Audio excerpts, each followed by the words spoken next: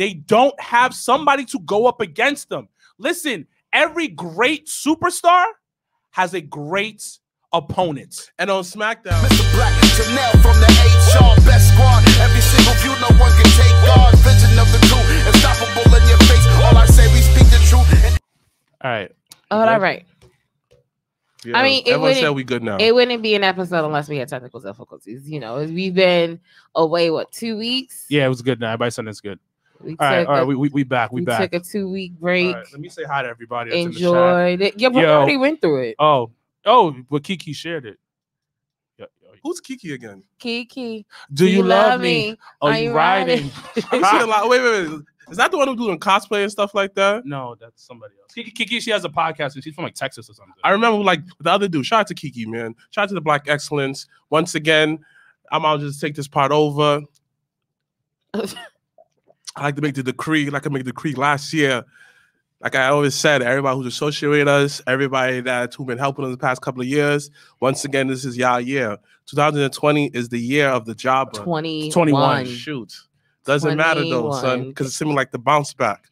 Back to back like Drake. Back to back year. Nah, this We're is gonna definitely do this. no. This is probably more the remix of 2020. No.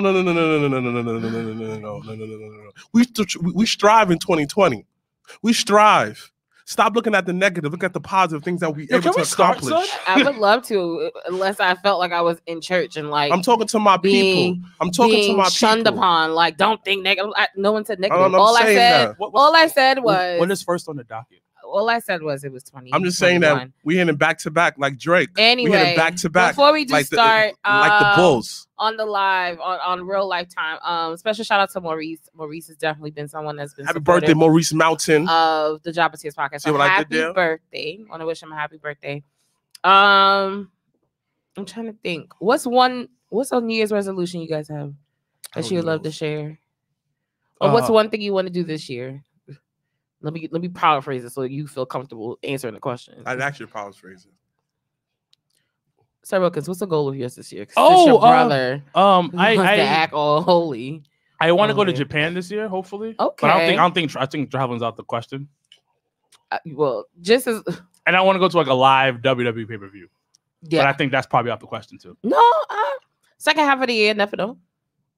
Clearly, you got to go to Florida to watch the wrestling. So I mean, I would go to Florida. I'll go to Florida for it. I go to Florida for some wrestling. yeah. But can we start? Yeah, We are starting. We started already. Yeah. You sure you don't got a New Year's resolution? No, Okay. I don't do those. Okay. You don't do goals of the year? No, maybe. I have goals, but So then what's one? Why is like pulling teeth with you? being better than my previous version. This nigga. Yo. Anyway. What? Y'all mad because like I don't have like the same No, exact thing how I y'all just- think? No. Y'all upset at me? Like, yo, listen. I'm not mad. I'm striving to be the better version I was last year. Listen, that is a goal. I appreciate you sharing with Let's us. go every year, baby. Anyway, what It's is me going against on? me. Nigga made a Mortal Kombat match with himself. Of course. Uh, Other person, just the white version of me. I guess. What is going on in the wrestling world? So once again, we're in a new year. Drew McIntyre has COVID. What? Let's see what else is going on. That's how you start. Drew McIntyre has COVID. I mean, he does. How Does you he supposed to not? say it? Yeah, but the thing is, I don't think that's like. It's a new year. Yo, you know what? I'm gonna keep it a whole buck. People get COVID every day, B. No, I really think there was a outbreak in like September, October in the wrestling community, And nobody said nothing. and nobody said anything. And listen, it's everybody. That's their business. Your medical like situation. yeah, is your nobody's. HIPAA is yours. It's yours. But I'm about to go in my conspiracy bag, and I truly think there was a major breakout September, October. Because if you look back, mad motherfuckers were gone. Like, They were injured. Like a good portion of like the elite were gone. But one of them has been injured forever. Yeah, and I think it was like a COVID situation, but I don't know. I don't want to be negative on it, but I think COVID was running wild, bro, on the wrestling community. I mean, COVID's So running far, around it's 2 for 2. on 2 for America, period. So we're just hoping that, once again, a new year, things get a little bit better. The world opens up a little bit more. We're able to do more wrestling shit. So that's kind of the goal. Let's actually What start more off. stuff can we do? Go outside of the South and go to the West Coast. Like, once again, I want to go to West Coast. gotta step. Yeah, I gotta go to I California. don't know because like how that Vegas. next D-Lo thing you and them know, have that school out in Vegas. So like Next thing you Texas. know, next you know really in big. February, Joe Biden talking about how that we're gonna have a strict lockdown. So Come February? yeah, That's what he said. well I'm saying that he could say that because But did he say that? Wait, you listen, This nigga be Listen. making up shit, son. wait, no, but listen. but actually, I'm just gonna call you out. You definitely said, I really could have sworn you said Joe Biden. So I was saying here like Joe Biden said Joe that on Biden, they both good. Yo, that's what fucked me up. I was saying here like, wait, Joe Biden, said that? Joe Biden did Uncle the Joey. That's what I call him. Joe Biden, he did the crack laws, and Joe did crack. So there you go. Definitely. That's the connection. Okay, I'm gonna let you ride out with that. But the first thing we want to talk about, let's put it on the table. It's something that has been a little bit, has ruffled a little bit of AEW fans. Cody did an interview not too long ago, and Oh my gosh, what happened? go ahead. And what did he say in this interview? And Cody said that he believes that AEW has too much freedom. Answer this, Mr. Black. Talk about this, No, go Mr. ahead. Black. Go ahead. No. Go ahead. No. You go first. No, You go first. Negro. Go So first. Go the first. question- so the Go first. question- Stephen A. Fake. Wilkins Perkins. Go ahead. So the question to the table is, do you agree or disagree with Cody's comment? And also, too, do you think it's something, or do you think it's something Cody should have kept to himself? You already, I hope you knew that this was going to be spoken about. This is Like, I really didn't think you thought you was going to come into here and think we wasn't going to talk about what Cody said. Go ahead first. I don't want to say nothing yet. You can go, Mr. Black. You have a beautiful sweater on, that that royal blue with the my white, favorite color. looking delicious on the air. Oh. So how about you talk about what your boy Cody said? Come on. I'm just saying. So, what do you think? Do you agree or disagree? And do you think he should he have kept that comment to himself? Let's address the second comment. No. WWE lied to y'all faces many times, and y'all ate it up, right? Vince came on in and says, Brett screwed Brett. That's debatable, though. So we're not going to go into that. Whatever the situation may be. that part is no, debatable. I'm just saying that if you look at it how it is, he lied to us. He lied to everybody. And then a couple years ago, came on screen, all of them said, we're going to listen to y'all a lot more, blah, blah, blah, blah, blah, lying to us. I wouldn't say lie, but continue. Yes, they did. Saudi lied to us about the whole situation, right in our face. That's the old way to do business. The new way to do business is to understand that we made a mistake. He's an honest businessman. He's talking to Jericho. He's using understanding that this is the podcast that everybody's going to listen to. But let me speak to the fans, understanding that, maybe we give up a little bit too much freedom, but let's have more control freedom. Let's have a little bit more order. And he broke it down by saying that, we can have two segments that's the same exact thing, recruiting the same person. And they have made that correction many, many times, such as when they had the Nightmare Collective and the Dark Order. Nightmare Collective went away. That was Brandon Group. That went away and focused on the Dark Order. They talking about Cody bled too much. Cody hasn't bled on the match in months. Because Cody hasn't actually had a match. But yes, he did. He fought Darby Allin. Outside of Darby, because he dropped the title to Darby. Then after that was the last time he been in the ring. Well, he doesn't have to fight him. He had a tag team match with him and Darby versus FTW. Okay. Yeah. So Cody understand the concept, like he ain't bleeding no more. But the whole women's thing, look at last time with New Year, it was called New Year Bash, right? Yeah, it was like the second part of the New Boom. Year's. If you saw that promo package with the NWA women's title, you felt the hypeness. Even the package from last week, you felt it. Even the Dark Order, what they're doing with those two female wrestlers, present them, great way to present them in front of the world. It's like, this is how we do it. They hear the criticism from the fans that we don't present the women product properly, and they put it in the work in. Kenny Omega, he heard the fans. Why it came in on this way, and he did it. So all I'm saying is this way. I respect Cody came on there and said, we made a mistake. It's called adjustment on the fly. Y'all criticize wrestling for doing that, but yet, how do people win championship? You don't think that people make the same?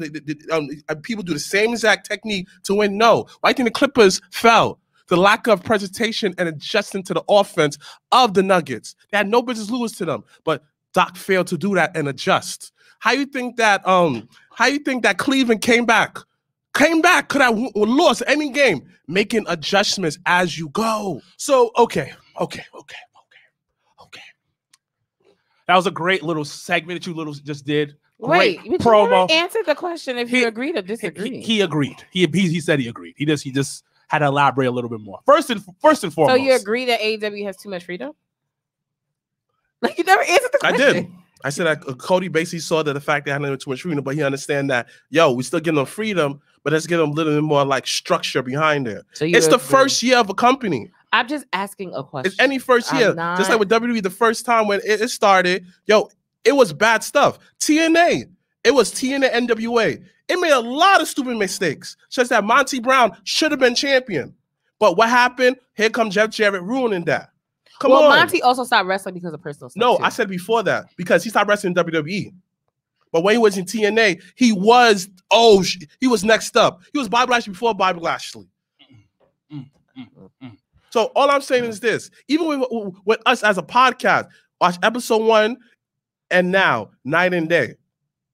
Certain stuff that I will not say because I evolved from the previous person I was. Because understanding that when it comes to wrestling, we don't let people evolve at all. We don't let people saying that, we got to do this to do that. We get so hyped saying that they should be treated like a real sport, whatever. But when you put sports element into it, people don't like it. But the thing is, hold on for a second. You know why I'm laughing and I'm going, you know why? I'm going to tell you why. Because I've been said this. I've been saying it for so long and everybody was calling me a hater. They called Janelle a hater. We all understand as if you have any type of like knowledge of life, you understand that in the first year, it's an adjustment period. That is understandable. But when your fan base says the shit is fucking perfect and there's nothing wrong with it, but when you can blatantly see the fucked up shit that they're doing, and everybody's calling you a hater. But hold up. When the in-ring stuff doesn't make sense because they have some of the best producers in the business, but they're not using them, and you know that it's not good stuff, but yet the fans say it's fucking perfect. The fans say it's fucking. I'm not talking about you. I'm talking about the motherfuckers that's listening to this shit right now. And the motherfuckers that's watching that kept saying that there's nothing wrong. But that's WWE fans too, dog. No, hold on. But I'm just talking about the AEW beard neck motherfuckers. It's AEW right now. I can't stand them either. Hold on. I don't like them either. Yeah. Because they were like, this shit is perfect. Wilkins, why don't you like it? I didn't say I didn't like it. I'm just saying that there's blatant stuff that needs to be fixed. I said that a lot of guys aren't built for TV. They're not wrestling for TV. But then y'all complain about when they put them on Dark. But I have no problem with them. I've never complained about that. But Scorpio Sky doesn't belong on Dark. But you don't know his situation. Hold on. What I'm saying is that certain people belong on Dark, and others belong on the regular show. Correct, because there should be a differentiation, honestly. Because I think, I don't have an issue with Dark. Outside of it being 3 fucking hours. My thing is, at times, I feel like certain storylines or certain matches deserve to be on Dynamite versus just being on Dynamite. I understand that, but also everyone say this. But everyone say this. Oh, AEW has some sloppy wrestling. All right, cool. I watch. Everybody does. Exactly. Everybody does. But I just say that with people. Like for example, you watch Monday Night Raw. I'm sorry, a lot of women matches that doesn't involve Charlotte or Asuka or Shayna Baszler. Like when it not like. Those are all the matches, though. But the women are so sloppy in the ring. But hold on. But when it comes to AEW, it's like I'm just saying that there are things that are blatantly wrong, and most of the fans are like, no, there's nothing wrong. So like it's the fans that will criticize and shit on WWE and then glorify AEW, but then it's almost that Love is Blind kind of concept where it's like, I love that this is so new and so here. and I'm blind to any type of criticism or Don't get anything me wrong. that's wrong. We're all biased. I'm hella biased to The Rock. That man does nothing wrong. I will say this repeatedly. He does nothing wrong. It's like D'Lo Brown. He does nothing wrong. Exactly. But the thing is, but you gotta call a spade a spade. I'm gonna call a spade a spade. But is Cody wrong for saying what he said? No. And the reason why, because you're showing transparency and growth. Yeah. Because you are an EVP of a company. And being honest. And the thing about it, you're understanding there are certain things that are wrong. Now, when you're honest, there's gonna be a little backlash. Because people don't like the honest, real truth. But you have to admit though, the past couple of weeks, Dynamite been fired though. It's been very consistent. So the one thing, it got cleaned up a lot. So the one thing I will give you is that I've shifted more to watching Dynamite than NXT. Like we watched Dynamite last because night. The reason why Dynamite now feels like a show. Yeah. Yeah. Like a show. Yeah, it does. They still have, because for me, it started, I'm not gonna lie, dark when Wrestling Soul Brody Lee joined the Dark Order. Because now it felt more episodic. It got even better when Kenny did his whole little TNA thing. Because now you're going to a point where like, okay, I want to watch next week. What's gonna happen? Wrestling is a television show. And I think we need to get out that mindset. And I think AEW slowly starting to see it now, that it's a television show, not an indie show. Because indie show, it cuts off. Your matches, the little promo that you cut, that is it. But I have to be for 52 weeks out the year, correct? Yeah, you do. Yeah. So the thing is, you always talk about it. You watch Monday Night Raw of '96. When you watching Monday Night Raw on Monday, you're like, you got to come back. Like, for instance, how did Raw end? With the like Mikey said, Yoga Flame from Alexa Bliss. Shout out to Throwback Black with that reference. Yeah, so, but the thing about it, you go, I gotta watch Raw next week, even though Raw's probably gonna be trash. For the most part. For the majority, it won't be that good. And you know what kills me though? No. It may not. It may or may not. But the super side note, the hidden gems of WWE is fucking Talking Smack and Raw Talk. Oh, and R-Truth is the king. Yo, and people don't talk about that shit, but fucking R-Truth on Raw Talk this week with fucking MVP getting yoked up that way. Yo, that shit should be on fucking TV. But he kept talking about nuts. That shit was wild gay and wild funny, son. He was like, you owe me an apology. But no, in regards to Cody, so as Saroka's mentioned, the number one thing everybody in 2020 was saying was we hate AEW. You guys hate it. You guys don't like it. Yeah, don't like it. No, I'm saying, that's what I'm saying. They never say me. But it's not even that, of course not. They never say me. Don't throw me under the bus. But the thing is that at the end of the day, some things are going to connect well with others and some things are not. As I've always said, my main issue with AEW is at times they don't keep that same energy with things that they said that they wanted to do. We've talked about how they didn't, for me, the diversity thing, I haven't really seen it. But that's, once again, that's from my point of view. And I'm okay to say that. If that's how I don't feel that connection or feel like that's being done, cool. But I will give to them. There are certain, just like I said it every week when we were talking AEW. I was like, listen, the one thing I actually enjoy is fucking Dark Order. Because I feel like certain stables and things like that add to storylines and add certain flavors to situations. So even, once again, with Brody Lee not around anymore, I still feel like the Dark Order still has a lot of potential to do things and how they move. I agree with you. So I do think that they're starting to shift and find a good balance with certain segments and things like that. I just think that certain storylines probably just need more of a spotlight on. Like, I'm fully invested in Britt Baker versus Thunder Rosa. Me too. Fully invested. Me too. I love the fact that they're doing that. I love the little segment Britt Baker does, because honestly speaking, she's one of the hidden gems I feel like in their women's division. And she can wrestle in the ring. So it's like, my wish is that I just think at times fans or people that watch the show or talk to us, it's not always like a hater thing. Like, it's just like, oh, we like one or the other. No, because if there's shitty things on WWE, i.e. fucking bringing back William Goldberg and have him challenge Drew McIntyre, and if Drew jobs to this nigga, then we really are in some shit. Like, we should be able to be we should be able to have conversations on both sides of the spectrum and say, okay, this works, this doesn't work. This works, but this doesn't work.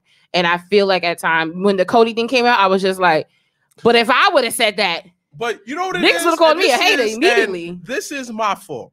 Is people only see one side of the coin. Correct. They never see my side of the coin until they watch the show. They say, oh, shoot, Mr. Black thinks how I think. All right? You understand that. You have little, coffee talk fan base. You have the coffee takers.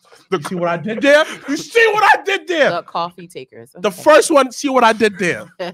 You feel me? The coffee taker? The coffee takers. Like, that's not a group. Yo, nigga said like what do they call the Bailey fans? Huggers? Yeah, that's what he just did.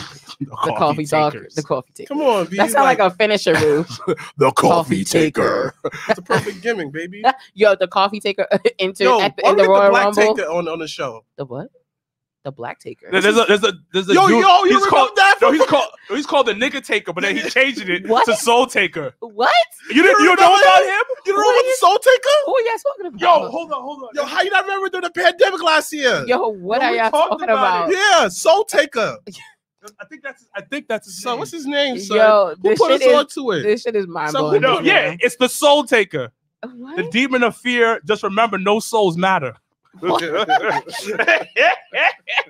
he used to be called the nigga taker. Oh, well, who is this person? Oh. Why did he change his name? Oh, I guess he wanted to be. See, there you go. Whoa, The coffee takers. that's creepy. There you go. The coffee talkers. Yo, ooh, better. Shout out to Stephanie for the new nickname alert. The coffee talkers. That's your new fan base. That's like that's like the breakfast at Tiffany's type shit. There you go. The coffee talkers. But yeah, like we need to get the soul taker and soul taker. We need to get D'Lo Brown. Listen, we'll figure it out. Yo, D'Lo Brown. I have to say that. Shout out to Impact. Yeah, I was gonna say let's talk about that real quick. So Impact, black as fuck. Oh my god, blackity black. Son, they got Dominicans. It's like baby New York up there. Actually, that's facts. Because when I saw Casey on there, I was like, Casey Navarro. I was hyped. I know you was. That's hyped. my man. That's your guy. That's my man. So man. if anyone has been once again watching Impact on Twitch, fucking Moose and Willie Mack fucking wild the fuck out the other night. That was they were trying to kill each other, my nigga. Yo, that shit was wild. Son said he got the title match. He was just like, I quit. And and the crazy thing is they're fighting over a title that's not real. Like that shit kills me every fucking week. I sit here, I'm like, Moose has a title that is not recognized. Like, what the fuck are y'all doing? Yo, leave my man Moose alone, son. I'm just saying, Moose is trying to make moves out here. Listen, literally, Moose went into the TNA parking like storage lot and grabbed that belt and came out with it almost a year ago. Was like, I'm champion now. What? But anyway. Impact has started to make some shifts in the backstage round where Josh Matthews, who's fucking annoying on commentary, fucking shit. That's how you have to use it. So Josh Matthews, who's been on commentary with his wife, Madison Rain, have been doing commentary on Impact, but now Josh is gonna hit into the backstage. He got promoted. Shout out to Josh. So good for him. But now the new commentary team is Matt Stryker and D'Lo Brown, which I think is super dope, and I love. But they did the pre-show. They used to do pre-shows. Yeah, actually, the last big pay-per-view, I think it was a Slammiversary, and they had a pre-show. They were on the commentary team. I guess they're probably trying them out, see how the chemistry is. So my question to the table is, how important is commentary to a show and to a match? Because as we all criticize both AEW and things like that, like. JR for me has to wrap it up. Like it don't hit the same for me. I feel like JR can do 3-man booth. I feel like if they make like another show, he should be on there just a 2-man booth. Like he needs to be on like a Sunday night heat where it's just an hour. It's just him. Like I realized that he works very well with the WWE but guys. Tony Schiavone is carrying like Bound for Glory. Like I feel like he talks better with the WWE guys better. When it comes to like if it's not him and Tony. If not him and Taz or him and Jericho, I feel like Excalibur is too much of a play-by-play guy. And that's what JR's position used to be. So I feel like if JR could if it was just, I remember it was him and Cody, great. Him and Jericho, great. He just sucks at 3-man booth. So once again, question to the table, how important I agree with commentary? You that if we're gonna do another show, like they should actually just put on a third show, but still make him big, but 2-man booth. Him and Tony. But to answer your question, I think commentary is super important. Mm-hmm. It's it adds life to when you're watching a wrestling match on TV. Correct. It really adds life, and quality commentary is fucking amazing. I just want people to put some respect on Michael Cole's name. Facts. Yo, so watching old Raws, because now we're at 2000. We watched the first Raw of the new year, 2000, the other morning, and yo, the progression of Michael Cole coming from backstage interviewing Rock, fucking always trashing him in the background, to him being on the mic with King, and it's just actually really hilarious. Give him his flowers. So I mean, give him his flowers. But there are times when Michael Cole is just like, oh my God, slice my wrist. I don't want to hear this no more. Boss time. But it makes sense though, because the big dogs is back. Because it makes sense though, because honestly, commentary is like DJing and music. You need the guy to basically set the tone and the flow. For example, fuck Master Flex. Trash. You know that he's gonna replay the music 1,001 times. That's his signature, dog. But the thing is, it's Michael Cole is doing his job. He's doing his job because just like a DJ, when you go to a club, like you know about club promoting, right? It's Michael Cole is he has to get you hyped because because the thing about it, commentary is not for the hardcore fans. Exactly. Because hardcore fans can legit watch that shit with the sound turned up. And people make fun of me because I can literally sit and watch. But the thing is, when you're watching you need him because he has to walk you through what's going on. It's almost like, in a sense, like a roller coaster ride, or like if you're at like Disney World and you're going through a tour. Like the person on commentary is supposed to is the lead person taking you on the tour of the match. Exactly. Top 5. He's top 5. And like who else? And like longevity like let me say this. Everybody complain about him saying it's boss time, it's the big dog time. But it's not for, like you said, not for us. It's for the casual fans. I always bring back to the memory when we was watching WCW, we didn't know who Sting was. We call him Stinger. Tony Schiavone. You feel me? But yet we heard someone said that's Sting. Mm-hmm. But understanding that, then say you're watching SmackDown, you say that, who is this guy? The Tribal Chief.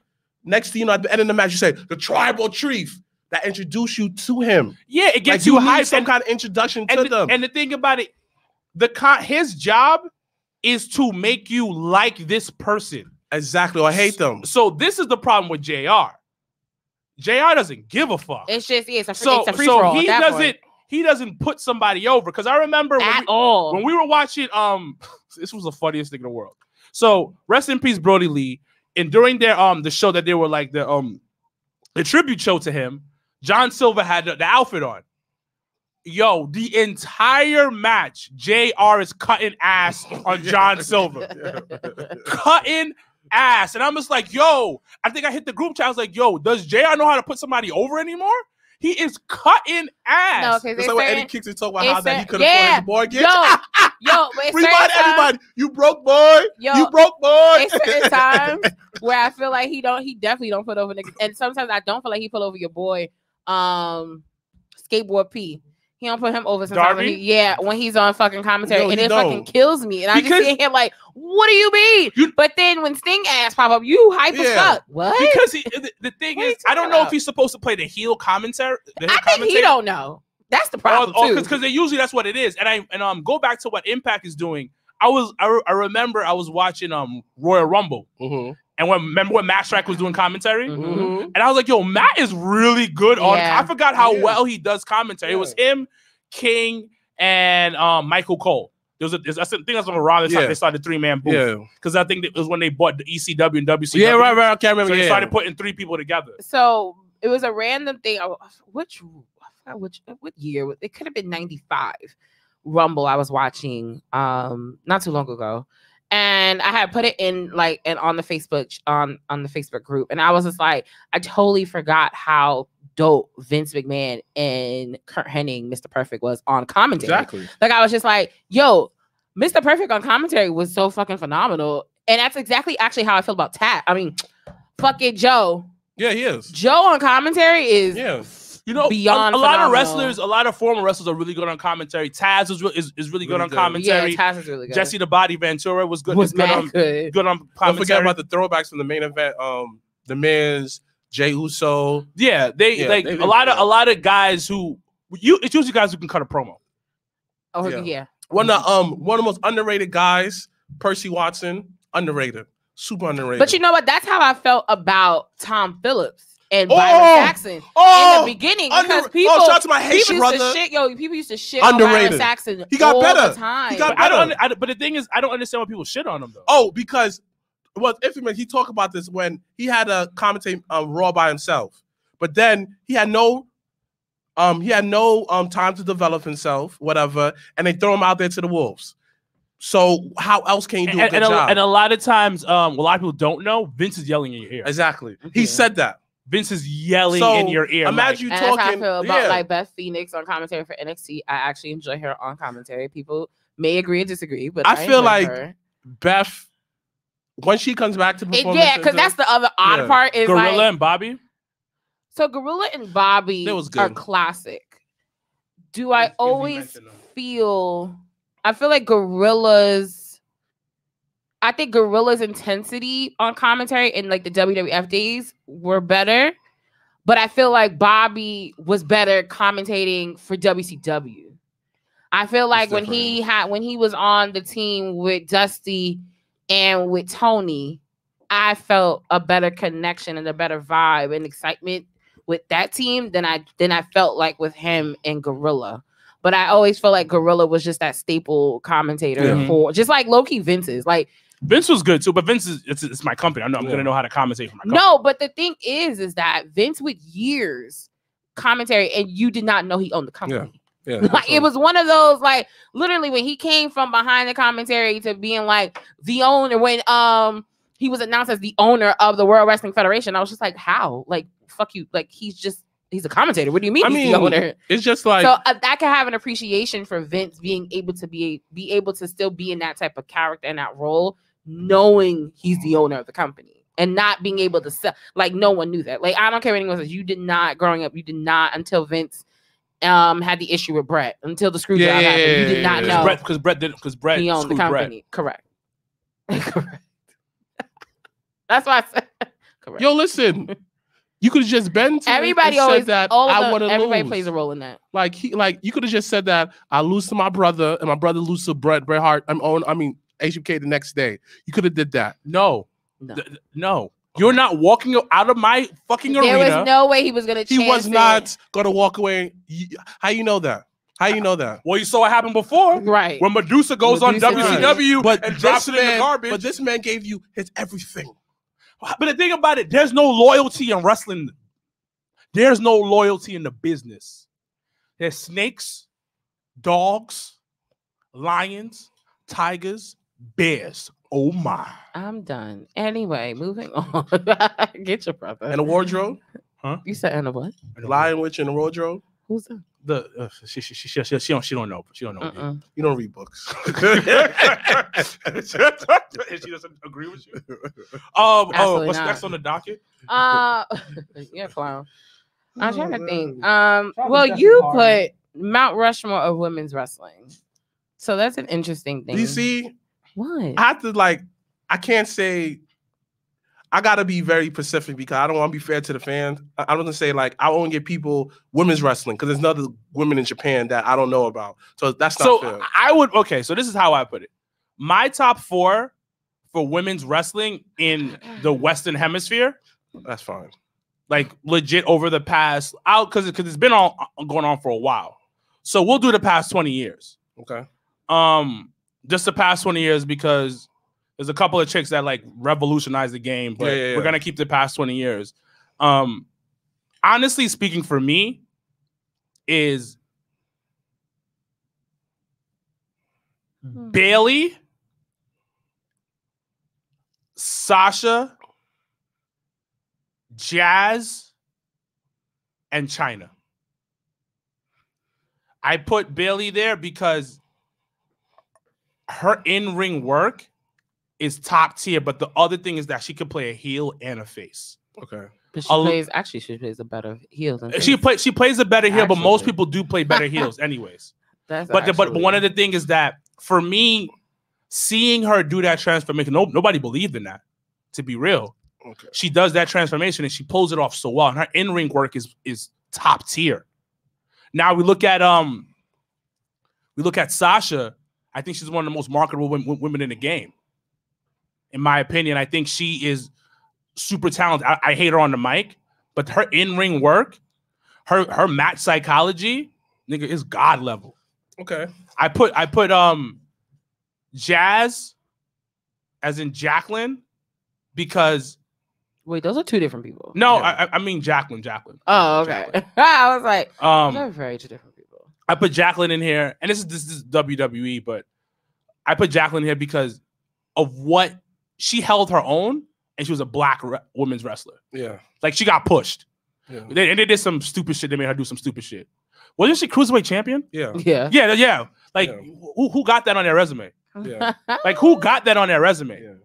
Like Jacqueline is top line. So I'll rewind it. So my 4 is, before I get to the last one, is Bayley, Sasha, Jacqueline, and also China. Yeah, I would say for me is, dang, there's a lot of like two sides of the coins.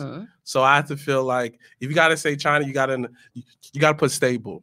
Because Stable was the one who really put forth of being a WWE diva. Even though Sunny and everyone else was there, but like, nah, Stable was a different. Stable vibe. put it like on the map, but like she made it like she fucking powerbombed. Yeah, like it was like, oh my gosh. And on top of that, China. JR sold the Stable bomb every fucking time. Right. Now China is them to go on the same like whatever coin because you needed the other one because China showed that women could be dominant, women could be strong, and also could be jumped at the same exact time, and also run with the boys because she was Triple H bodyguard, she was DX bodyguard, and one underrated moment that no one talks about is like she took on the nation by herself. Yeah, like literally hold her own and fought the nation and made it believable. Yo, China was doing intergender wrestling before it was a thing. Exactly. Before Darius Carter. What? so was Jacqueline. Exactly. Yeah. Jacqueline was feuding with Dean Malenko for a while. Right. And the next era is I have to say is sad. I really have to say is I have to say Trish. I won't say Lita so much because I feel like WWE they like caught you like a hoe after a while, like a little bit too much. I was like, all right, I get it. Like that kind of tarnished her legacy as far as like presenting her product wise. So I said it's Lita, and I have to go with Molly because Bruce said Molly because Molly is the type of woman where like she was. I'm gonna do this like a different way. I'm gonna get other women over. Because that match, that's the hair match. She had no match on WrestleMania. She presented that. And she rocked the baldy. She was the first white woman I know who rocked the baldy. The only white woman I know who rocks the baldy. I'm about to be like, right, that don't have cancer. But not the point. Have you seen Demi Moore in G.I. Jane? That was a short fade though. Yeah. She wasn't baldy. She was bald, bro. She was not bald. Come on, son. Then after that, she definitely had hair. In the next era, it just was like a surface. I still have hair on my head, but I'm bald. Yeah, I kind of do. Like, I have to say is I got to give it to Awesome Kong and Gail Kim. I feel like you mentioned like 6 people. No, because like it's always like 20 people. Like, All right. We said 4, but the thing about it, you Gail Kim, Awesome Kong. Those are great. I feel like those are the ones that no one talks about. Awesome Kong gave it up for the big girls out there. Like she was the original like Nia. I put it on the original Nia. You know. I wouldn't go that far. Why you disrespecting Nia? I'm not disrespecting Nia at all. Don't disrespect Nia on the No, pod, I just think they're two different entities. I just think they're two different entities. Don't disrespect Nia on the There's pod. no Nia without Awesome Kong. There's no Awesome Kong. Yeah. You're just a hater. I'm not a hater. So it's okay. Why would I hate on Nia Jax for? We love you, Nia. All right. My go around. Definitely China. Of course. Definitely the first woman to ever be in the Royal Rumble. Intercontinental champion. The list put in work in the Royal Rumble. Right. She took out Mark Henry, but then Austin fucking stunned her and then took her out because I watched that the other day. I watched the 99 Rumble the other day. Payback. How many times had China lowbrow him? Yeah, but still, it was just it was great. I'm saying that's the one thing I miss about the Attitude Era that everybody may not always talk about. Storylines. The build-ups. They're uncanny. The video packages? They're uncanny. You can't even with like people that we know music-wise doing it. You can't even like real singles that people know, not no BS one. Like, who is this? Yeah, some confused shit. But definitely China. Definitely Sasha Banks. I just think How we bugging, Shanty? technical wrestling wise, I think she's phenomenal in ring, and I agree with Sarah because is that you got to be marketable. You got to be able to do something inside and outside of the ring. Sasha Banks. The other one, if I had to pick, low key, Beth Phoenix. I'm just gonna put that on the table. I think that she was too ahead of his time. Like she came too late. I think that Beth Phoenix doesn't get all the credit. That she came too late and in the middle, like too early. She came in a time where they really wanted to focus on divas, and she really wanted to wrestle, and that's really just what it is. Yeah, she really wanted to She wanted to upgrade the game, but the game wasn't ready to be upgraded. Yeah, they say no. It's like a Shanti said Mildred Burke, pimp ass Moolah, Medusa, and the fourth is debatable. But see, nigga, I said the past 20 years. Exactly. So however, if you were listening, Shanti, never listening. Talk of champions. Never listening. Never listening. Oh, what she says? Oh. However, I agree, as many people should from watching the Dark Side of the Ring on Moolah. Moolah definitely put mad niggas on though. Even though here's the thing though, it was not probably done the right way. But here's the thing though, I agree with you. Moolah, but guess what? I didn't grow up in Moolah. No, right. But that's why I'm just from what she was. I'm just responding to what Shanti said. Even though we did say the last 20 years, so just gonna put last but not least, I probably. You gonna say Paige or AJ Lee? No, I wouldn't. No. Yo, what's the hype by AJ Lee?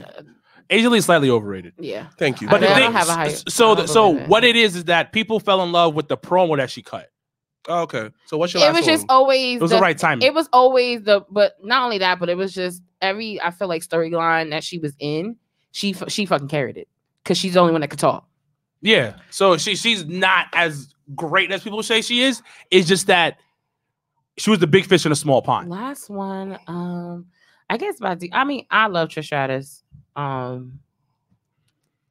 think that just the time that she came into. So that's the thing too. In women's wrestling, it's always like a time period within a time period. It's weird, yeah. It's weird. Yeah. Because they were with Trish, they were trying to transition out of like bra and panties, but then try to transition into wrestling, but still have bra and panties involved. And it just was like, I don't know. But I've always been a Trish Stratus fan, and I think she definitely grew over time too, because she went from coming out with Tess and Albert, and then branching out on her own and stuff like that. Shout out to Tess. But definitely honorable mention.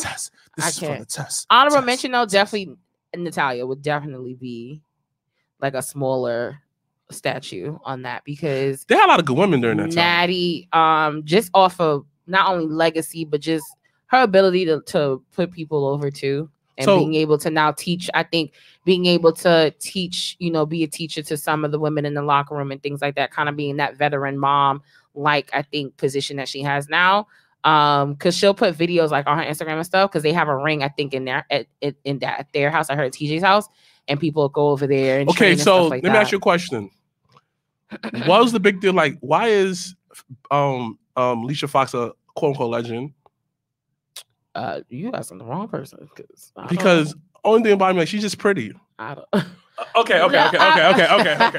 This is spicy. The reason why they consider Alicia Fox legend is because she's been around for a while. I guess and she has one of the best. The lineage could be. It's a couple of things. She has one of the best Northern Lights suplexes I've ever seen a woman do. She rocked the shit out of that. 2, she's the only Black Divas champion. She's done a lot. I don't consider her a legend per se. Yeah. But she's done a lot in the industry low key. But the thing is, I think more or less for me, Alicia Fox has had moments. Like she's had like those bursts of moments where it's like, okay, I remember that. And I do think being the only female Divas champion is really dope.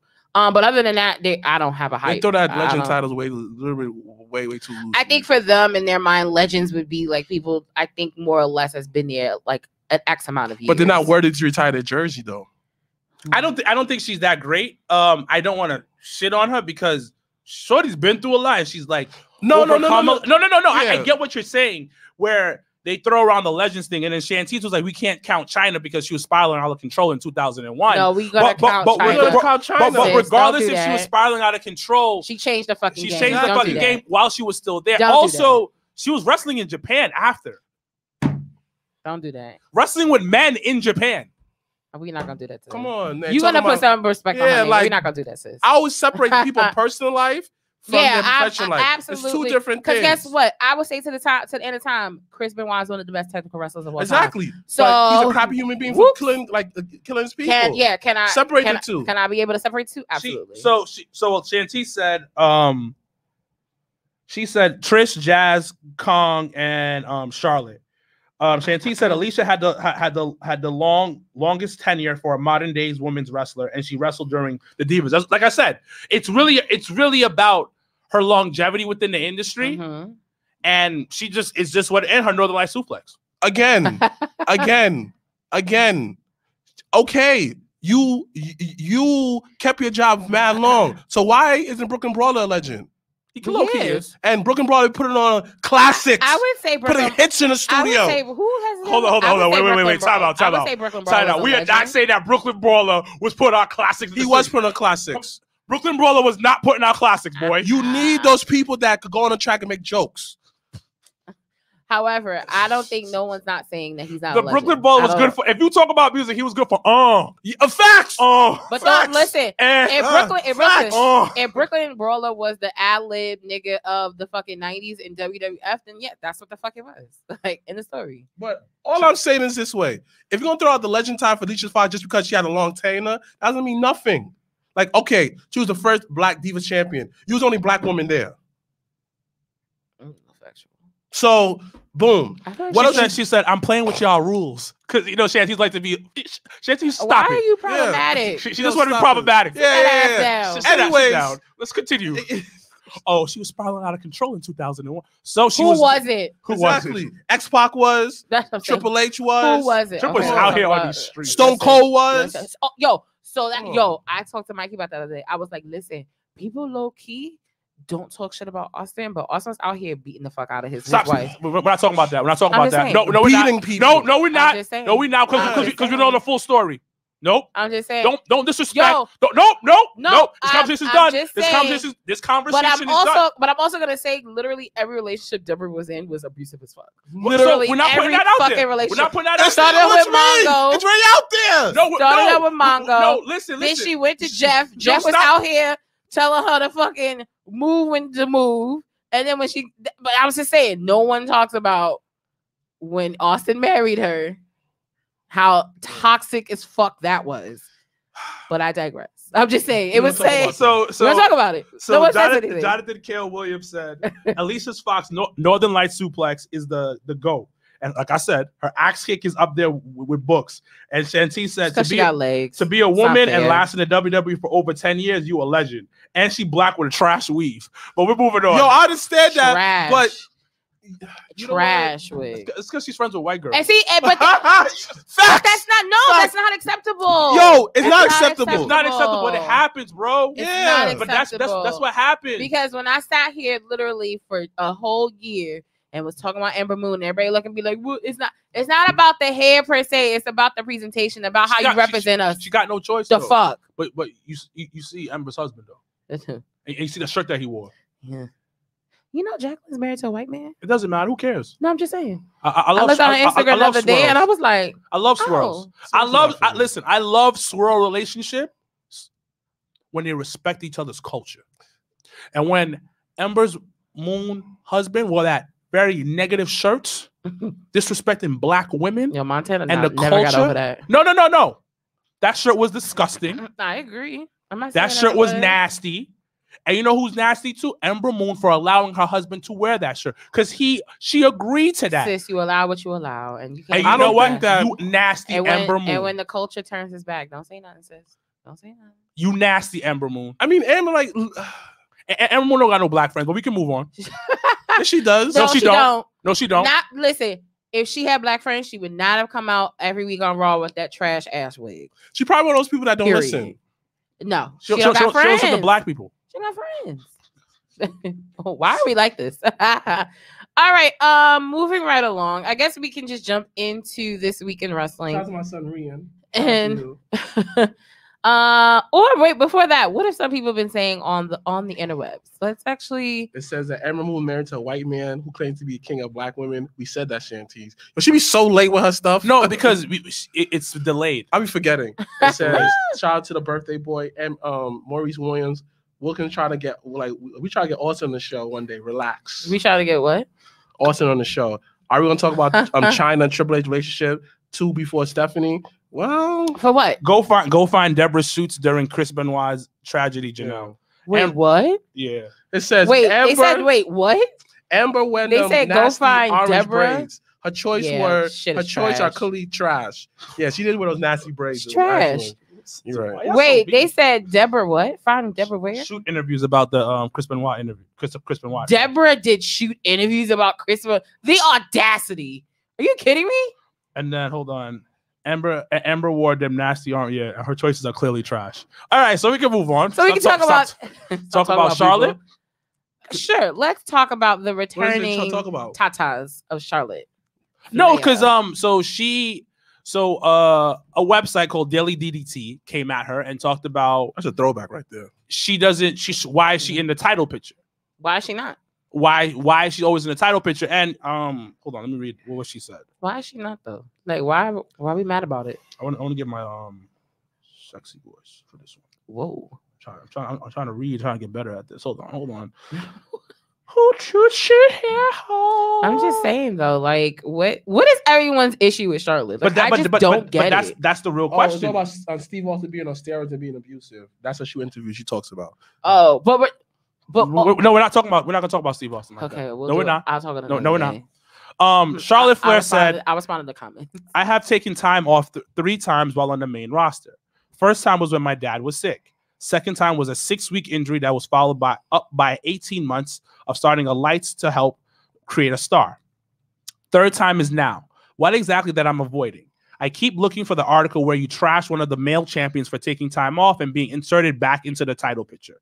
Didn't find one. Shocking. Wonder why. I am in the title picture and always be in the title picture. It's one of those unfortunate side effects of excelling at something and you don't understand.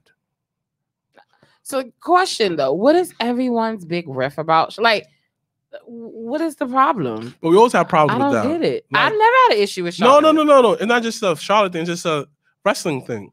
Like, you see the same person in the same position, you like, oh my, this is tiring. Just like in regular sports, where you see the Warriors win every damn year, people got tired of it. People don't like winners. People don't That's like it. winners. That's really what it comes down to. And with wrestling, it's kind of like it's predetermined, so you can fix that. It's fixed. So in sports, you're like, I can't do nothing about it because they're that damn good. You feel me? But people still gonna find hate. So all I'm saying is this way: does he have a point? Somewhat, yes. But then again, it's kind of like how the women's division is set up. There's no secondary title, and since the writing's so poor around the Big Four, it's looking like dang, they put so much spotlight on them. That's the problem. But it's not her problem for being that damn good. It's how they present everyone else around them and her. But who else should be in the title picture? Because if you really think, because somebody put it online. The thing is, no one's in the title picture. Because if you really put it together, outside of, let's give the top 10 of the women's division, the Big Four, which is not the Big Four, the 4 horsewomen, which is Sasha, Bayley, Becky, and Charlotte, right? Okay. That's 4. Number 5, Asuka, right? Number 6, who's number 6? Bianca Belair, correct? You can put Bianca. That's who's in the top 10 right now. Then you go Carmella. Yep, you that's put 7. Nia. Nia's 8. 9 is Shayna. Number 10, Shayna had a little run, like a little thing. Number 10, who's number 10? I feel like 10 is always in rotation because. But that's what I'm saying, because if you really look at the roster, like you can say what you want to say about the 1, 2, and number 5.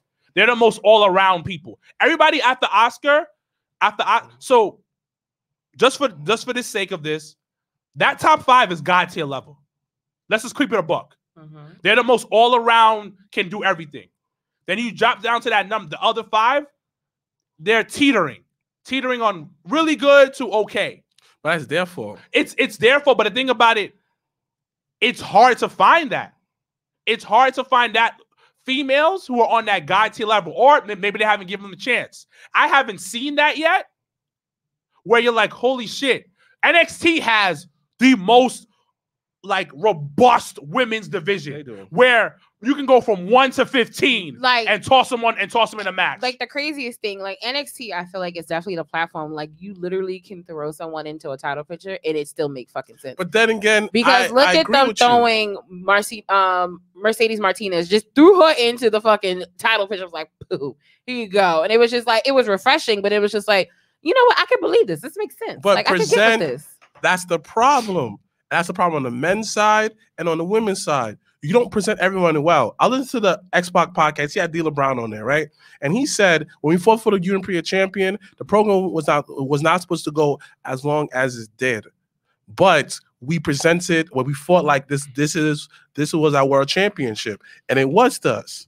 So, and during the time, what they gave him credit. Vince Russo presented everybody from the Fenty Man to Austin. Good storyline. So you was invested. There was no pee breaks during that time. No, every pay-per-view, like, oh, I was invested. Oh, sweat. One pay-per-view, you was invested with Triple H versus Jericho. You know why? They fought over respect. That's it. But the thing is, and that's what is missing. Okay, but the thing about it, you're talking about an era. You said a couple of things because you kind of answered your question there. You said there was a European title. That's a secondary title, and that's the thing about WWE. There's no secondary WWE women's. But it's hard to do it because there's not enough roster. It's not a pool. It's not enough of a big of a pool. Which is why it's always been my issue with the women's tag team title, because I'm just like, that does not make sense because there are not enough bodies for it. It could work if they go by the rules that they presented. No, it never has worked. No, it Bayley won't work. and Sasha worked only because you knew eventually they would break up and then they would battle each other. You knew that. They won NXT and still defended it. No, but regardless of where you're defending it, to me, it worked because you knew their gimmick from even their NXT days with their best friends. They're best friends. They're going to wrestle together. But they're going to take over the world together. Some kind of story behind it for people to invest in. But you already knew what the story was the moment they won the title. But it doesn't matter though. But you still was around in the journey. If you present it right, everyone would like it. For example, Sonya Deville versus Mandy Rose. You know why that storyline was so good? Because Sonya Deville, they got a chance to actually go out and execute that storyline. Well, I felt like it was good because it felt real. It felt more realistic. Right. And you're able to execute the storyline. Give people chances. No, I'm not saying that they're not giving people. It's just there's no one to give chances to. There is. Stop that. Who? If you were right now, who would you? Asuka's putting the title on the line of the Royal Rumble. Who right now would you put against Asuka for the WWE Women's title? Sonya Deville. She's not on Raw. You said somebody. You didn't say where. Okay, don't do that. Who would you go against Asuka that's on the damn Raw brand against Asuka for the title? Right Nia Jax. Build up real quick because she has beef with her former best friend. A storyline right there. And her, you want a good match? Her, but that's in that 1 to 9. Okay, but then again, that's not like and that's happened before. But all I'm saying is, it's not their fault. It's WWE. But it's a lot of it is so. It's not all their fault. It's not all their fault. It's not all their fault. I just don't like that whole let me point the finger and say you're the one to blame it because it really isn't all the way their fault. So the thing is, there is some booking issues. I will give you that, but at the same time, I will because Bayley, Sasha are on SmackDown, right? Right. Charlotte is there, and Charlotte is God tier level on the women's division. So she's gonna be involved somewhere or another because she sells. She is watchable. And then the thing about it, when you get past the women that can actually defend something, there's not much there. Sonya Deville, that's something there. But she just came back. She hasn't fully proven herself to run a top program yet. But you are right. Give her a chance. But you got to have a name first. And, you know, she was going to get up there because of the situation that happened to her, private situation. So she had to take some time off. Right. But we really don't have a division where it's like robust. And the thing about it, The only reason why I always put out over WWE's women's division because of NXT.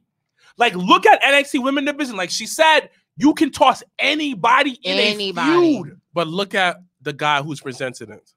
Like, even though that I don't watch NXT and I watch AEW, but you know why NXT is enjoyable to me as AEW? Because it's a flow. You know what you're gonna get at any moment. But that's not always good. Right. That flow stuff that people want to talk about, you know what you're gonna get? Boredom strikes a whole lot faster. Right. I understand that, but guess what? They put like a Leon Ruff in there, you know? Right, and I feel like NXT has gotten to a point where they've been able to, if they start to feel that the fan base is bored, what they have done is they've entered a bomb like a Leon Ruff, or enter someone. Like, honestly, I'm telling you, when Mercedes Martinez popped up and threw Io Shirai, I said, oh, I'm invested. Sign me up. Yep, I'm here for But you know why SmackDown's a better show, though? Because it's presented better. Not because how long it is, whatever. No. It's because it's presented better. Like, that's a part of it. And when Paul Heyman was running Raw, I felt that it was more... He ran during a small time during the pandemic era. Yes, it was kind of the same matches, but it was different variety of matches. He was the thing about it during that time. They're trying to throw something at the wall. Exactly. That was a difficult time because a lot of wrestlers weren't working. They didn't want to come into work. Yeah. They didn't want to come into work. So, but going back to just to wrap up about Charlotte is Charlotte fucking Flair. But like, the thing is, a lot of people people keep mentioning her last name. People mention her last name and say like, "Yo, why is she always on the thing?" Is because she's a Flair. At the end of the day, she has proven herself. She's a talented Flair. Like, and people. All right, here's the thing that why I feel like a lot of people don't understand. And that's why I be telling a lot of fans, yo, expand your horizons and treat wrestling how it's supposed to be treated. Entertainment, sports entertainment. It has elements of sports entertainment in there. Right. For example, Will Smith. Will Smith's going to make sure that his son is in a proper position to win when he came out when Jaden James Smith was releasing music. But Jaden had to do his part by be talented. But that's just how it is. That's just how it is. I don't care what nobody says. Every business, somebody put somebody on. Of course. But at the end of the day, to go with what you're saying, to agree with you is she's still putting the work. Granted, she had 11 title reigns in 4 years. That's ridiculous. That's stupid. That is a lot. That's stupid. That is a lot. But she's doing her job. But it works. It's her job. But it works, though. It works her being a top chick. And she's just doing her job. And also, too, it's not to say like Charlotte would never be in the position, because that's how I said previously. I said I think what's working for on Roman's side of things is that Roman's now in that position to then put people over, where Roman was the person in that position where whoever he was facing was putting him over. So I think the transition of that power, in a sense, I think is why SmackDown works in the way that it does. Because even when and I guess we can go into This Week in Wrestling, because honestly speaking, I do agree SmackDown has been the better show. And I think this past Friday, because I think it was the first time I literally sat and watched SmackDown for a while. And I was just like, my nigga Adam Pearce. I love the ending. Y'all niggas don't know coming for people complaining. Why me Adam Pearce? I'm looking like, oh, you buried That's Shinsuke. How you build storyline. First of all, ain't nobody was worried about Shinsuke Nakamura the last 6 months. So don't even get on that like, oh my God. No, don't do that. Because ain't nobody was talking about Shinsuke Nakamura at all. And even when the whole him and fucking Cesaro was still tag team and everybody was still, you wasn't talking about him. You wasn't talking about him. So don't do that.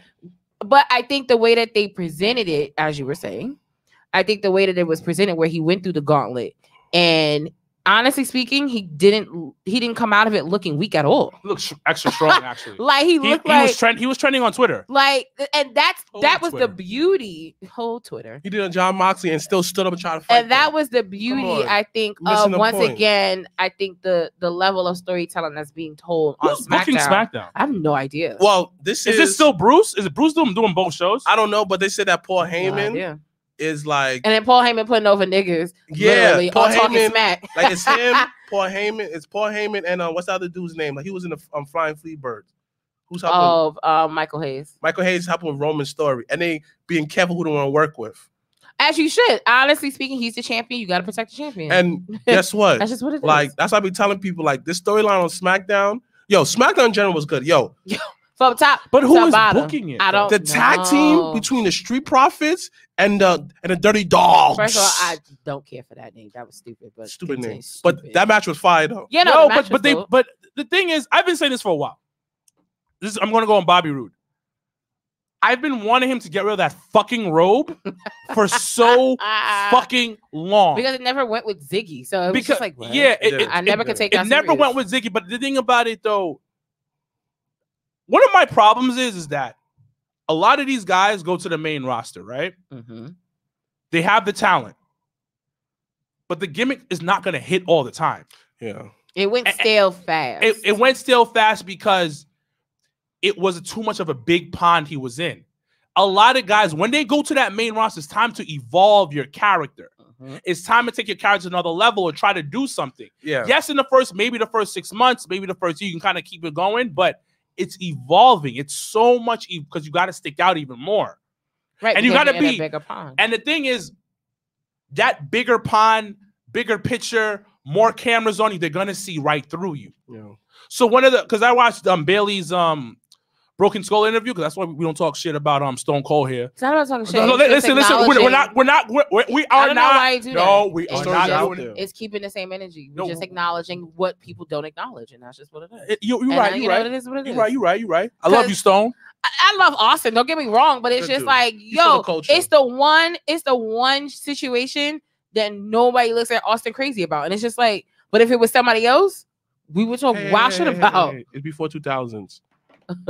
Okay, a lot of people got away with it. It wasn't before 2000. It was after 2000. It was after 2000. But Way it was after before 2000. like Because I Twitter think and stuff like what that. was it like? It was like That was 01? way after Exactly. 2000. It's around the same time that Bill Goldberg ended Bret Hart's career. Trash. Shit. So whatever. So Bailey was on the Broken Skull podcast, and Bailey was just like, "Yo, hey, like, I wasn't 100% clicking when I got to the main roster because of my gimmick. It worked in NXT.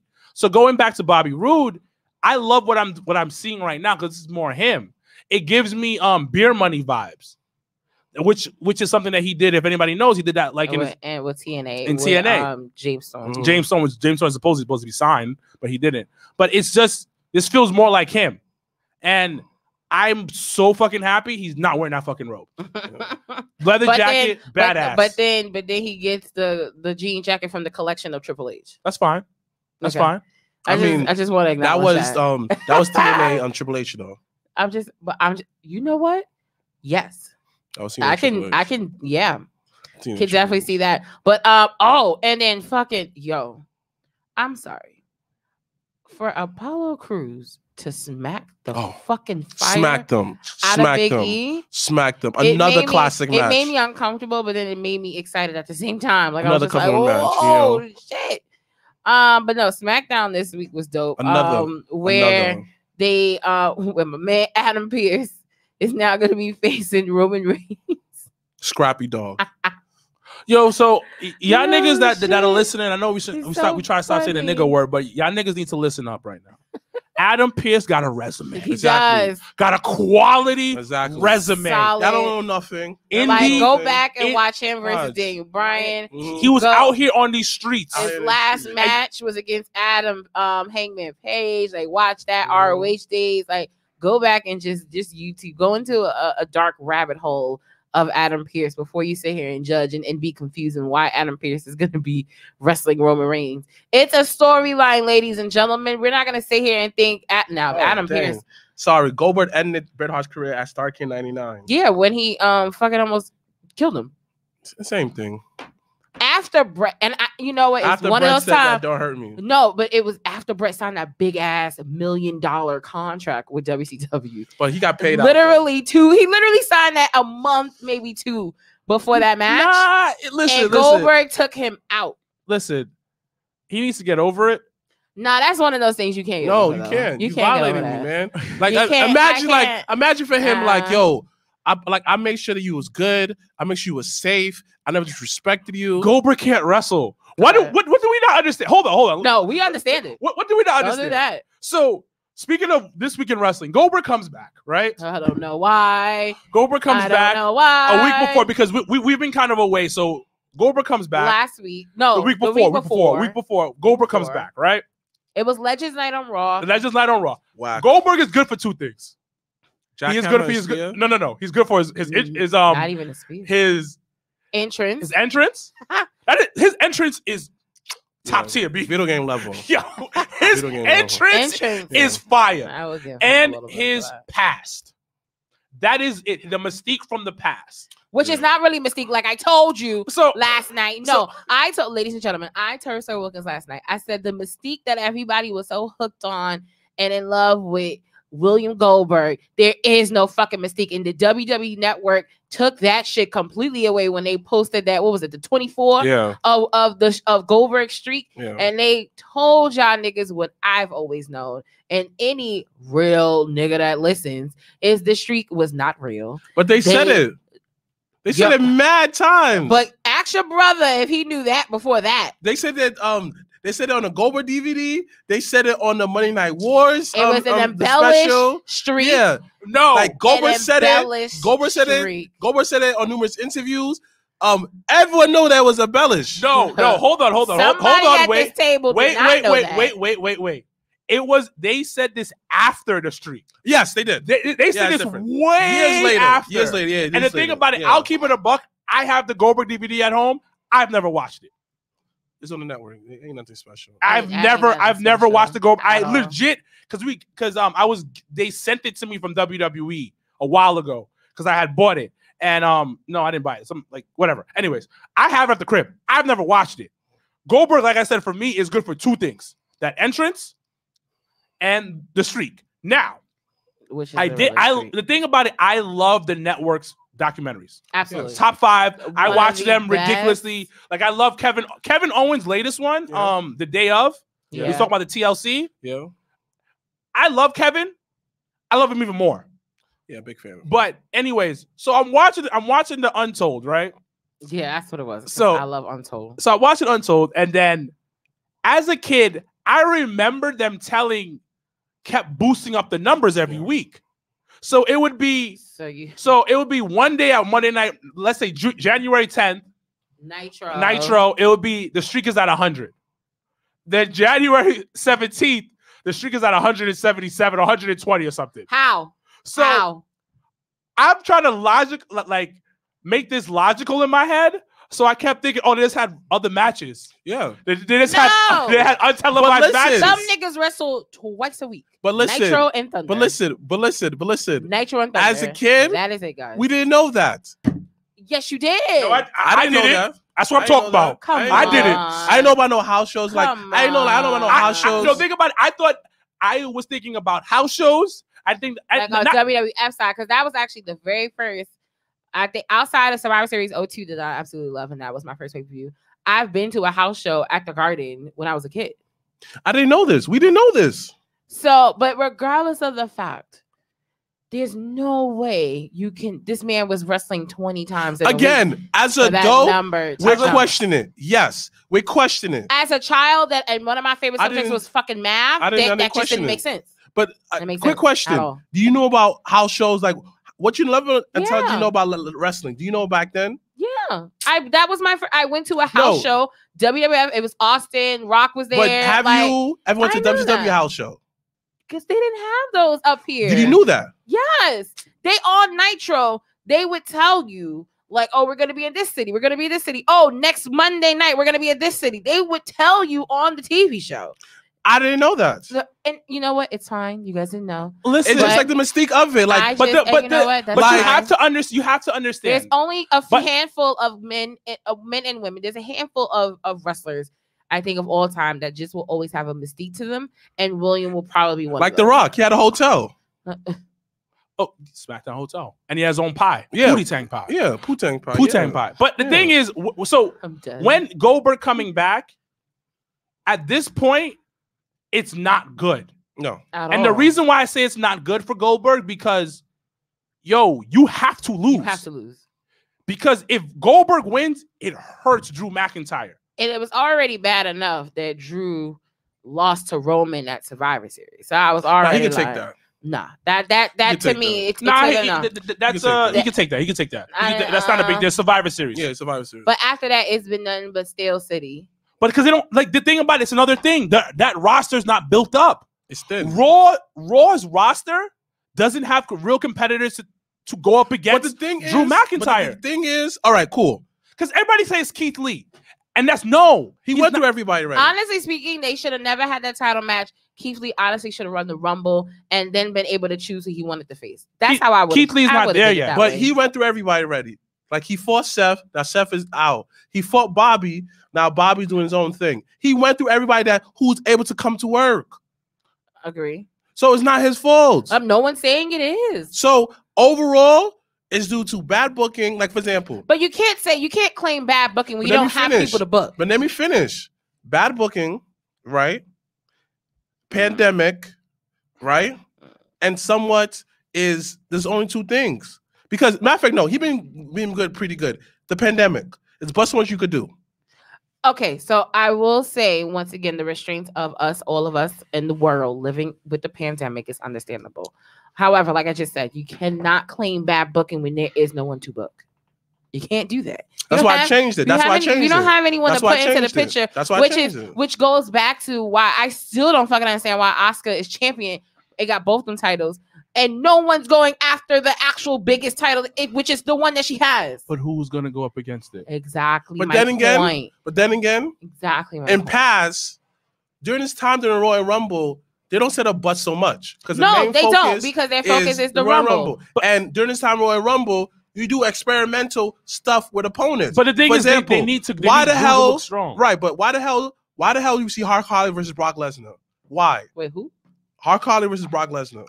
Oh, that's because Hart Harley did some foul shit. And you could actually get away with doing the Royal Rumble. You could experiment. Right now, I'm not counting it. Because they're not trying to expose how thin the roster really is. But everybody knows the roster's thin. The roster's thin. It's been exposed since April. And that's the difference between AEW and WWE. No, AEW will tell you the truth. No, but the AEW, they'll sit there and act like they have like this luxurious long roster, but then don't use niggas. They do. But then don't use them. But a lot of them not ready, what you said earlier, dog. So then they're not really, they shouldn't be on the roster. When you're on a roster, doesn't matter. You should be ready to go. But the real question is, who should face Drew, though? Who on the roster is there to face Drew? It's on the Raw roster. I would say Sheamus, but the storyline they have is whack. No, it's the whole. It's recycled. It's the whole like we've been buddies, we've been friends all these years. Yeah, you say why I said storyline is trash. Yeah, I wouldn't say trash. To be honest, it needs to be Bobby. Bobby is the only one again currently. Like I said, they have him in Bobby. No, but they gotta drop the US title. Yeah, no, but there should be a feud. Like honestly speaking, right now. Yo, I mean that would be dope. I guess because you have the Hurt Business. Because you have the Hurt fucking Drew McIntyre. Drew McIntyre. You have a lot going on in there. Okay. That's also Nation shit. Nation did that shit. Everybody keeps talking about Keith Lee. Keith Lee's not ready. I wouldn't do the title Keith Lee's not ready at all. No, I would. The title match is fine because. Because now you don't ruin that whole momentum.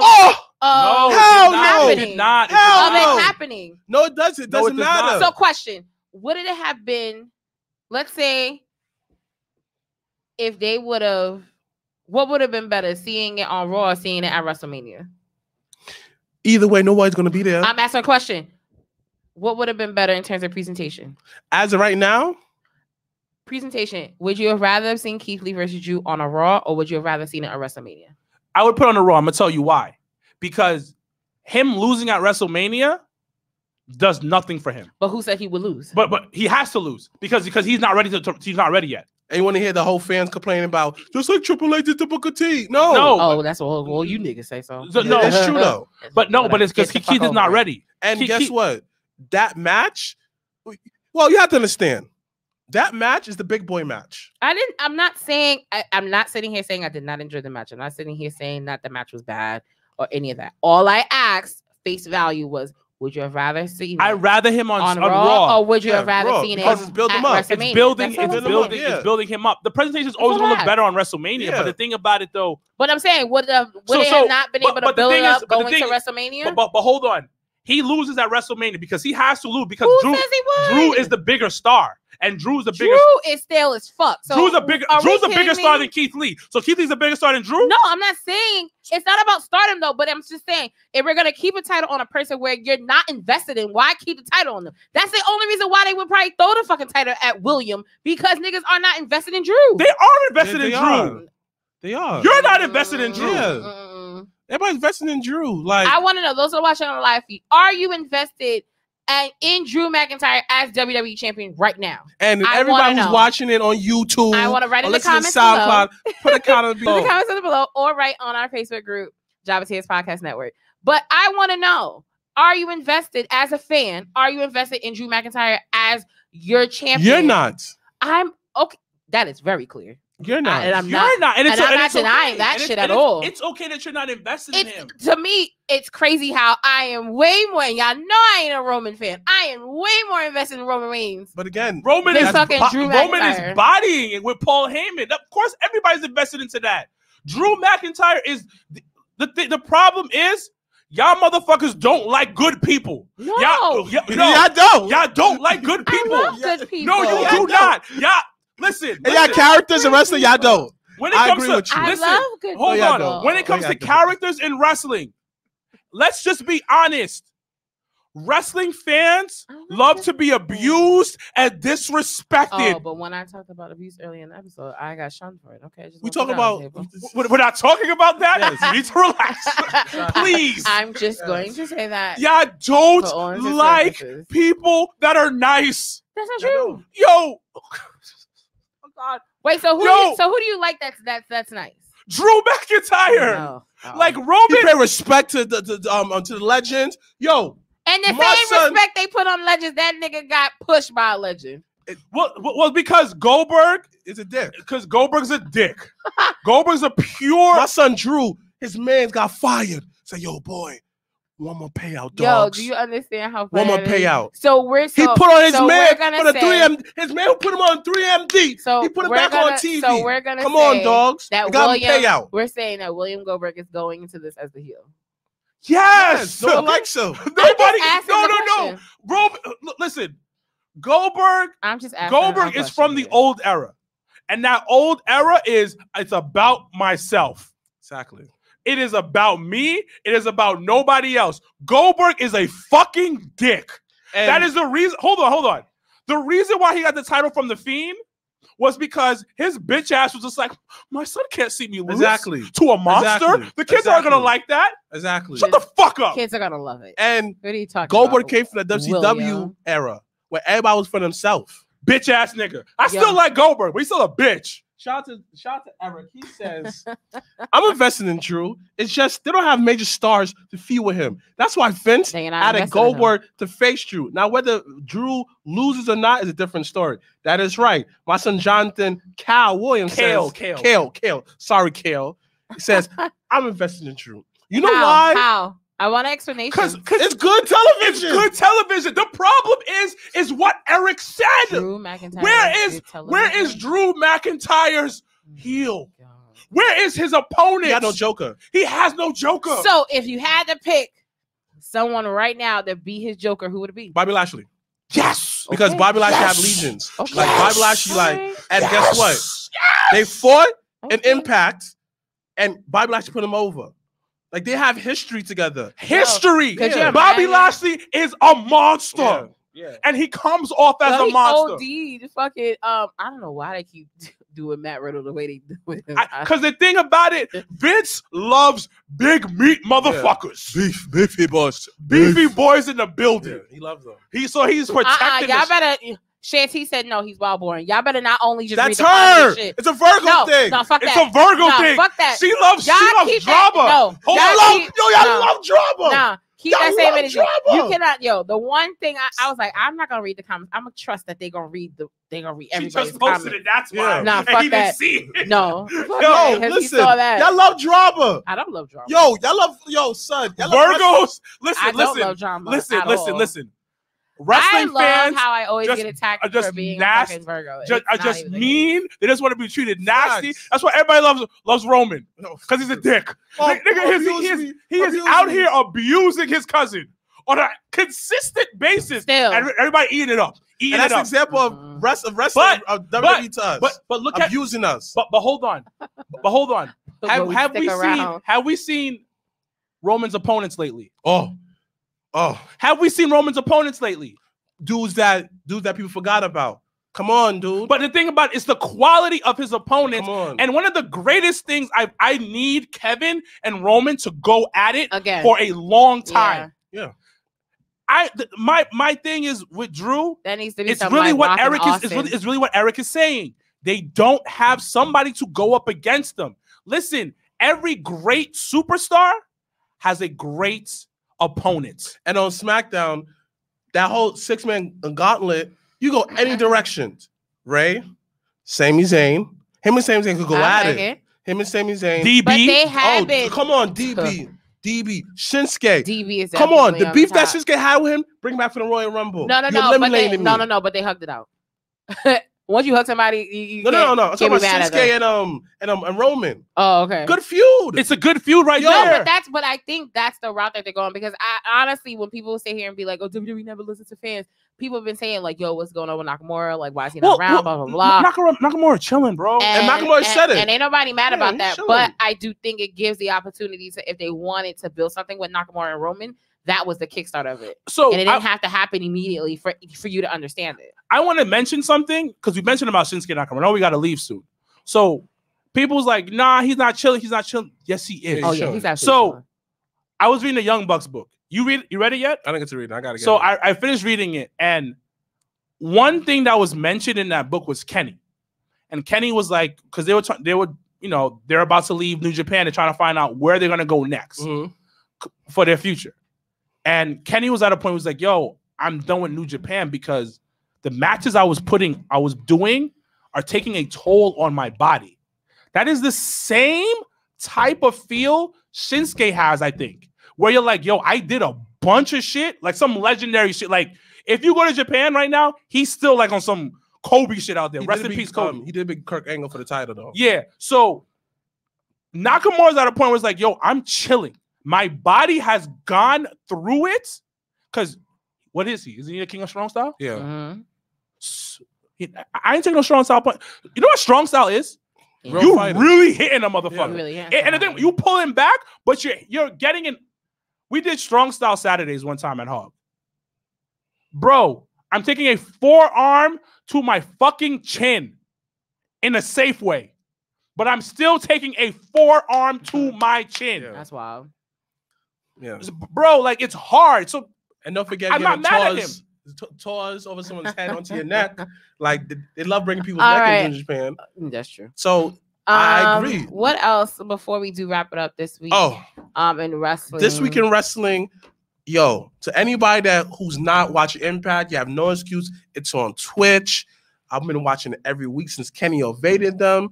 Yo, if you're not watching that roster, they have heavy hitters from top to bottom. It's a perfect show. You know, they got Casey, my boy, Casey Navarro. Casey Blast. And then you saw Casey on AEW. Who? Yes. Getting them checks. Get them checks, boy. Get them checks, boy. And as I've been telling people, watch Impact on Twitch every Tuesday at 8 o'clock. It's HD quality. And while you're there, please check out the Job of Tears on Twitch. We got some stuff coming out, you know. Big dick status. Wow. Pretty soon I'll be playing some games. Let me know what games you want Mr. to play and my brother to play. You know, I'm thinking about playing I had some stuff. Bully, the Warriors, you know, any game, Spider-Man, Miles Morales. Let me know any game. We got this. Job of Tears on Twitch, also with Impact on Twitch. I'm telling you. Impact. What they doing for the Black community and the Spanish community, boy, excellent, man. Mm-hmm. Jazz versus Jordan Grace. Oh my gosh. So my boo Jazz in the what's the name outfit? Mm-hmm. Conservative outfit, looking on conservative, covering yourself up. Shout out to her being the only female to Black woman to win at WrestleMania. Mm-hmm. But nobody talk about that, but you know, no one talk about it. Yes, Twitch is free. All you do is type in Impact Wrestling, and it's free. Listen, it's black as fuck on on Impact. Blackly black. And you got to appreciate that. I think we always talk about representation in pro wrestling. Impact has a lot of Tasha quality Steele, black wrestlers. What's the Kiera Hogan. You got Willie Mack. You got Willie Moose, Mack. Oh, Chris Bay. the Rascals. They debuted. They debuted as on MSK. NXT, which it's like a terrorist group. I don't like it. I ain't with that. I fucks with it. What does it stand for? I think it's called. I think it stands for middle school kids. Anybody that's on the line, what does their tag team? It sounds like a terrorist group. I don't like it. I like it because it's a dope name. It's 3 fucking letters. Or is it marijuana smoking kids? I don't know. Oh, that's yo. Oh, now you invested. Look, That's a tough name. Now you invested. Like now niggas is just gonna make up shit every week. No, because my brain is spitting. Niggas is making up the Marijuana names. smoking kids. Everybody's gonna be making up names every week. No. That's how I got an idea for a shirt. You trying to get excommunicated because you want to do some wild shit with WWE sends cease and desist. Listen. Because we know it. I'm highly doubt happened. that they stand for marijuana smoking kids. You never know because Matt Riddle in his promos he mentions weed all the time. Does he? All the time. Does he like go around it or he said I've been smoking? No, like you know what he's talking about. Keyword, I know because I smoke. But he literally, you know that what he's talking about. Whether you smoke or not, you know. Yeah, but I'm pretty confident anyone, even if you don't smoke, you know that I got you, Shanties. I'll be playing bully soon. But nah, I'm telling you, listen. But I like that name, marijuana smoking kids. Your brother just made that up. I don't even think that's. I like this. No, I'm gonna use that name. You can't. Okay, you know what? Do you, boo? WWE is not letting dudes use marijuana smoking kids. You never know, and I'm just saying, do you? What else this week? Shout out to Brian Cage doing the safest throw out of the ring to Darby Allin. Oh, that was also shout out to New Japan Wrestling for putting on a great show for Wrestle Kingdom. Facts. That was like I actually woke up at 4 a.m. No, was it 2 a.m.? 2 a.m. and I watched it. Shout out to Kiki for putting me on and Dre for sending me the link, the free link. That niggas is nasty, dude. What? No, because it's free and it's illegal. You joined in, so. Yeah. But shout out to Darby Allin. That was Brian Cage's best match. Yes. And I think that he was listening to us because as I'm saying, I'm telling you, I feel like it was a perfect blend of. I felt like you saw the power, but then you saw the comeback. I saw him. Yes, I saw him. Darby Allin. And I really felt that is Darby Allin Joker because they meshed so well. And I feel like he's able to be himself more. He do the kicks, the power moves, and all of that. When he powerbombed him out the ring, I was like, yo. I was like, first of all, shout out to you, Brian Cage. But the one downside about it is shout out to Simon Miller. He did point this out though. A lot of matches had some kind of distraction. Like I have noticed that though.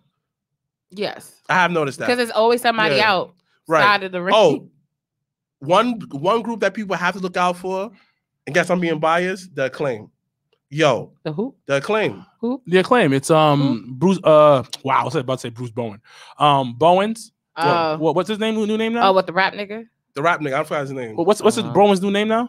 I don't know. Is it still? I thought it was still Anthony Bowens. I think Anthony Bowens. I could have sworn they put it on. But them two, like I feel like watching their promos, how to carry themselves. Yo. I just don't want the rap nigga to keep rapping like. He's no. He's good. He has bars as you rap. I feel like no, he don't. But it's funny for wrestling. I feel like it's gonna run its course. I think promo wise, it could be cool and fun and different. But I think doing that shit while you're walking outside of the ring wasn't it? Right. I feel like it's gonna run its course. Just like how the Usos stop rapping after a while. Thank God. What? Bugging. Thank God. What? Come on. You didn't care about the Usos until they started rapping. I didn't care about the Usos until they stopped wearing fucking face paint and took themselves serious. Yo, the Usos Penitentiary, which is the dope lockdown, which I think is dope. But before then, the fucking face paint shit, I wasn't signed up. You didn't care about them until they started rapping. My point. Didn't care for them. No. Come on. They didn't start. They didn't rap. They were not. Their promos was like rapping though. I'm saying it like these niggas never never rap. What are you talking about? That's exactly where I got quiet because I was like, these niggas never rap. I'm gonna let them go. I'm thinking about But I didn't say that. I'm thinking about the Usos versus the New Day in the rap battle. Oh, that was okay. fire. Oh, that we was watched fire. that in my house. I remember that was fire.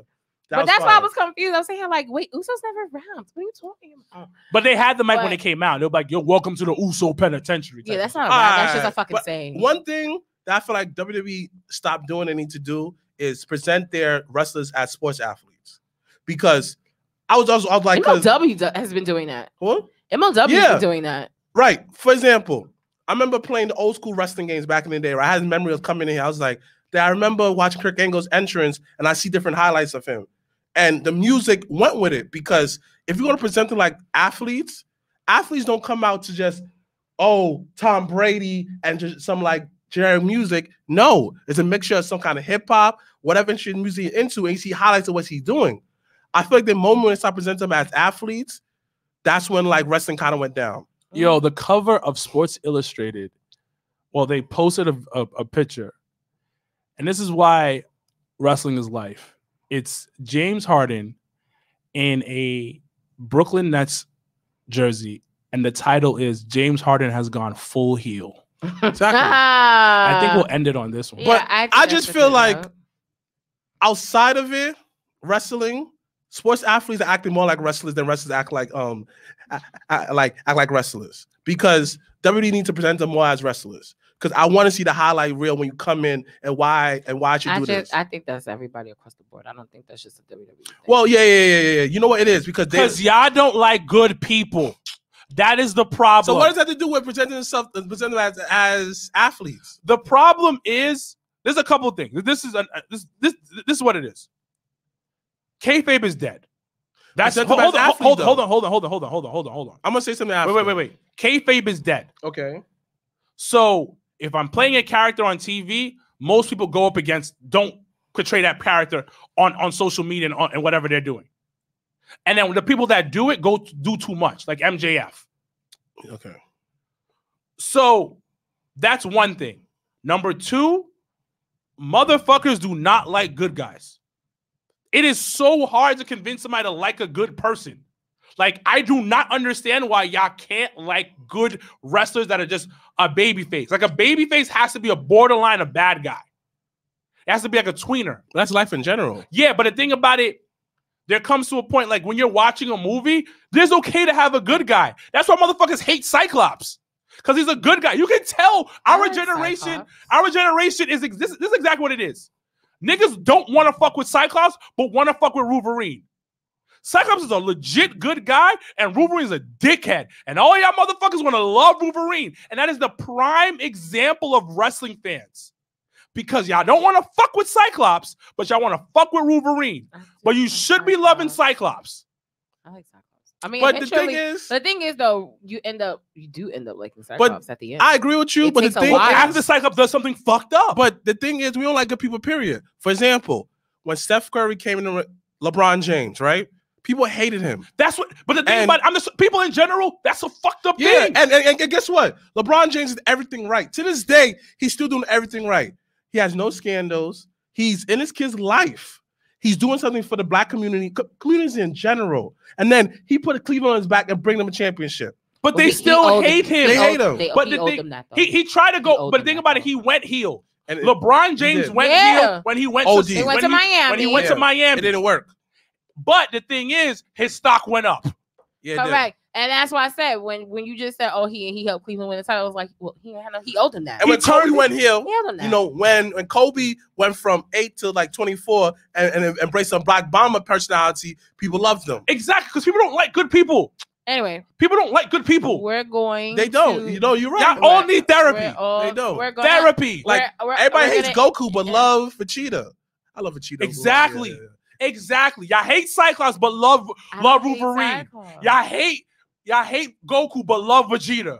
Y'all hate Drew McIntyre, but love Roman. We can end it off on that. I know. We're not. People hate Captain America, but they love Thanos. No. Hold on. I like both. No, they hate Captain America, but love Iron Man. I like both. I ain't gonna front. You killed his boy. Yo, his man killed his parents, and he took your boy's side. Yo, Your boy is wrong. He killed your man's parents. Why you fighting with him? He wanted to keep that same energy. Anyway, as we close off to our first episode of 2020, once again, we do want to thank everyone that has got a black wife supporting. Who has a black wife? I think Ruby got a black wife. Moving on a black Dead. wife. But as I was saying, we once again want to thank every single person that has been supporting the Drop of Tears podcast the last 3 years. We just hit our 3rd anniversary, which is really, really cool. It's been 3 years. You saw the pictures before and after? First of all, you missed Mr. Black being Thickums. He's not Thickums no more. We all do smile a little brighter, so that's actually really good too. Our skin cleaner too. Facts. So that means we take care of ourselves. But thank you once again to every single person that has been supporting and riding with the Job of Tears podcast. We really do appreciate it. And once again, all the other shows that are under our brand. Shout out to my son Vince Steele. I see you out here. Vince out here wrestling during the pandemic. Hard body in Florida. So shout out to Vince. He's out here cooking. Before we do go, big boy wrestling. This in wrestling world. Anyone in the Charlotte, North Carolina, South Carolina area. PWX has their X16 tournament this weekend. So if you come out support, shout I'll out to be Zuka there for being what are they? Breakout. Yes. Oh, shout out to Zuka King for being the rising star of the Carolinas. Super proud of you. Shout out to Savannah Edwards for being the female wrestler of the year in the Carolinas. Yes. So shout out to Jabba Tear South. Anything else? I'm trying to think. That is about it. We hope everyone, once again, make sure to subscribe to our YouTube page at the Job of Tears podcast. Make sure to tell a friend.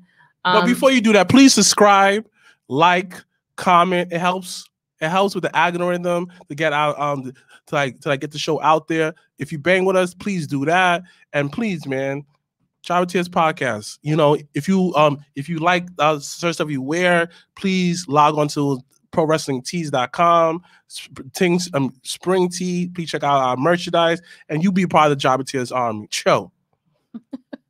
All right. Well, as always, I'm Janelle from HR here with Sir Wilkins and Mr. Black. Hashtag Black Excellence. Hashtag we are out. I was over, got the hands in motion. If you go with rolling, no need to focus. Traveling states and over oceans. You gotta wait till your coast chosen. Trying to have lines outside the show like Harry Potter releases at Barnes & Noble.